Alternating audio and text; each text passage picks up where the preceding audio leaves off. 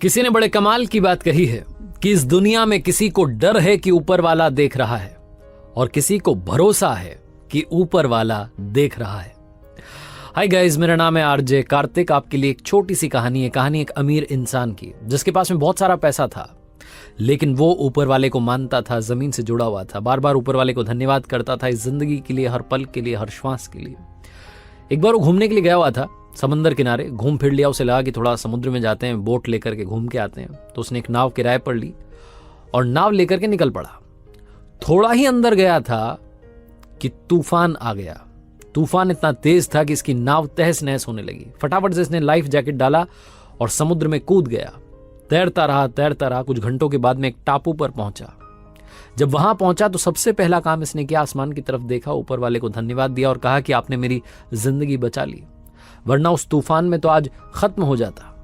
अब आपने मुझे बचाया है, अब आप ही आगे का रास्ता दिखाएंगे, मुझे आप पर पूरा भरोसा है। ये बोलकर के इसको समझ में आ गया कि अब यहीं रहना है, तो उसी टापू पर रहने लगा। भूख लगने लगी, क्या करें, तो जंगल था वहां टापू पर, ढूंढा तो इसको फल मिल गए, फल खा लिए। यही इसका रूटीन हो गया। 10-15 दिन तक वहां पर रुका हुआ था। रोजाना ऊपर वाले से प्रार्थना करता था कि किसी को भेज दो मेरी मदद के लिए, मुझे यहां से ले जाने के लिए, और मुझे भरोसा है कि आप भेजोगे।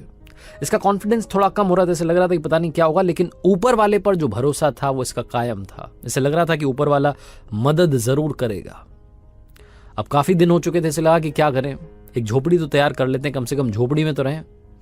तो लकड़ियां इकट्ठी करने लगा, पत्ते इकट्ठे करने लगा, और 3-4 दिन में इसने अपने लिए एक बढ़िया सी झोपड़ी तैयार कर ली। उस झोपड़ी के बाहर खड़ा होकर के उसे निहार रहा था और सोच रहा था कि आज तो यहां सोने को मिलेगा। ये सब चल ही रहा था कि अचानक से मौसम बदला, आसमान में बादल आ गए, बिजलियां चमकने लगी, और तभी आसमान से एक बिजली गिरी। जोरदार आवाज आई और वो जो बिजली गिरी वो इसकी झोपड़ी पर गिरी। झोपड़ी जल करके खाक होने लगी, राख होने लगी। अब जो इस आदमी का कॉन्फिडेंस था बिल्कुल नष्ट हो गया, शून्य हो गया। इसकी आंखों से आंसू आने लगे। ये बैठ गया, सर पर हाथ रख लिया और बोलने लगा, एक झोपड़ी मैंने तैयार की और ऊपर वाले आपने उसको भी जला दिया।